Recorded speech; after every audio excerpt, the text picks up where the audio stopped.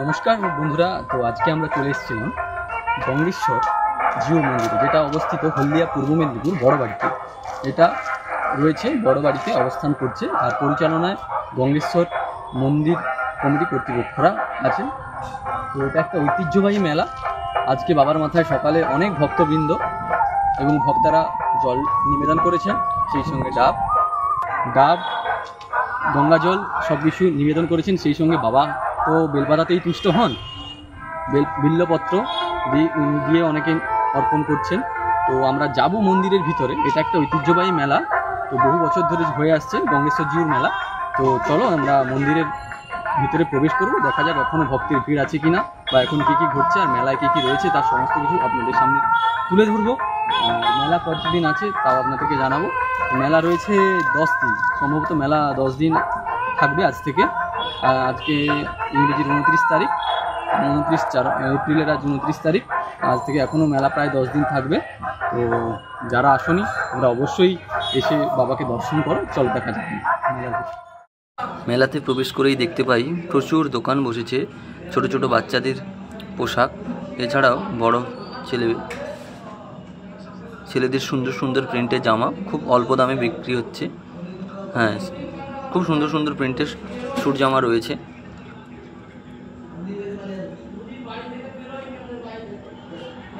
সেই সঙ্গে একটা নয়, একাধিক, এখানে দেখুন আপনারা একাধিক প্যান্ট থেকে শুরু করে মানে আপনাদের নিত্য প্রয়োজনীয় প্রচুর দোকান এসে এখানে বসেছে, আপনারা দেখতে পাচ্ছেন।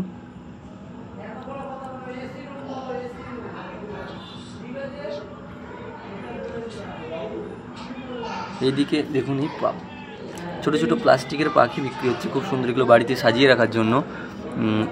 এদের মধ্যে আবার এগুলো লাইটও জ্বালানো যায়। আচ্ছা দেখি এই দিকটায় আবার কী কী দোকান রয়েছে একটু দেখব। ফুলদানি রয়েছে, পেতলের জিনিসপত্র রয়েছে। আচ্ছা, কিছু মূর্তি রয়েছে, দেখুন শিবলিঙ্গ আছে, ছোট ছোট ঠাকুর রয়েছে, পেতলের জিনিসপত্রও রয়েছে।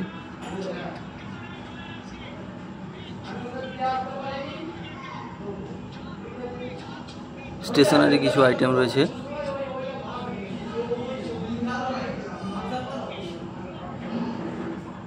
কাঠের জিনিসপত্রও বিক্রি হচ্ছে, দেখুন বেলা, বেলনি, আরও যেগুলো হয় বাড়ির নিত্য প্রয়োজনীয় যেসব কাজের জিনিস।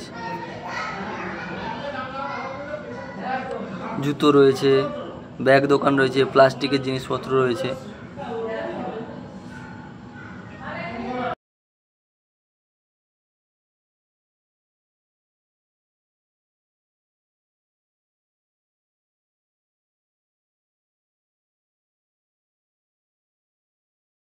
তারপর চলে গেলাম বাবার মন্দিরের একেবারে সামনে। বাবাকে, মহাদেবকে প্রণাম করে মন্দিরের ভিতরে অনুপ্রবেশ করলাম। ভক্তের ভিড় একটু কমে গিয়েছিলো, আমরা একটু দেরি করে যদিও গেছিলাম। তার আগে বহু দর্শনার্থী ও ভক্তরা বাবার মাথায় জল, দুধ, বিল্লপত্র এগুলো সব অর্পণ করেছেন।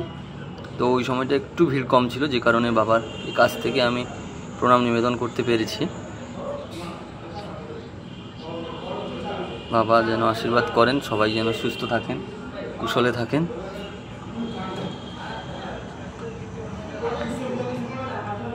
মন্দিরের ভেতরটা পরিষ্কার করা ছিল, কারণ প্রচুর প্রচুর ডাব, বিল্লপত্র, মালা সব যা অর্পণ করা হয়েছিল ওগুলো ভরে গেতে মন্দিরের ভেতরটা পরিষ্কার করা হচ্ছিল। সামনে দেখুন একটা বড় পুষ্করণী বলতে পারেন বা পুকুর রয়েছে, সেটাতে ভক্তরা, দেখুন ইনি একজন কত বৃদ্ধা, একজন বয়স্কা, ইনি মনের মধ্যে ভক্তি রেখে বাবার মাথায় জল অর্পণ করতে এসছেন। কথায় আছে, বিশ্বাসে মেলায় বস্তু, তর্কে বহুদূর। সত্যম শিবম সুন্দরম শ্রী শ্রী গঙ্গেশ্বর জিউর মন্দির। আপনাদেরকে মন্দিরটাও একটু ভালো করে দেখানোর চেষ্টা করছি। এই দেখুন ভক্তরা সব দুধ অর্পণ করেছে বাবার, ভরে গেছে একদম। মায়েরা দুধ, জল সব অর্পণ করছেন।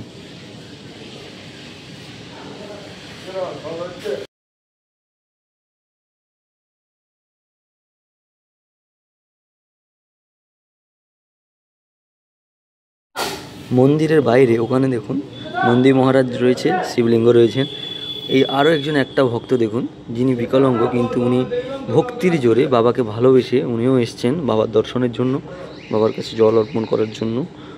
তো মন্দিরটা আপনাদের দেখাচ্ছি ভালো করে, চারিদিক ঘুরিয়ে ফিরিয়ে চেষ্টা করছি ফোনে যতটুকু সম্ভব আপনাদের সামনে তুলে ধরা।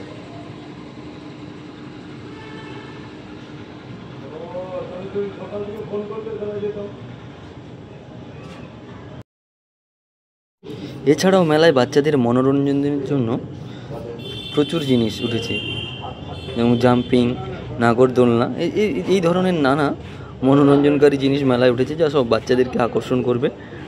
তো এছাড়াও জানেন মেলা মানেই যে সমস্ত জিনিস, জিলিপি, ঝুরি ভাজা, এইসবে তো ভরপুর রয়েছে বিভিন্ন খাওয়ার দোকানে। সেই সঙ্গে সঙ্গে ওখানে আমরা একটা জিনিস দেখলাম যে কিছু ভালো মানসিকতা সম্পন্ন দাদারা ওখানে মানুষকে জল পান করাচ্ছেন।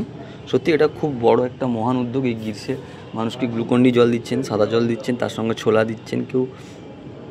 তো ওনাদের এই যে মানসিকতা, এটাকে আমি কুর্নিশ জানাই। আমরাও ওখানে জলপান করেছি, খুবই ভালো লাগলো। এটা তো বাজনা, এর পাশে দেখো একটা খেলনা রয়েছে, যেটাকে আমরা ছোটোবেলায় ক্যাড়কাড়া বলতাম। এটার জন্য আমরা মেলায় প্রচুর বাজনা করতাম, এটা টানলে বাজনার মতো আওয়াজ হয়। তো দেখুন এদিকে আরও খাওয়ার দোকান রয়েছে।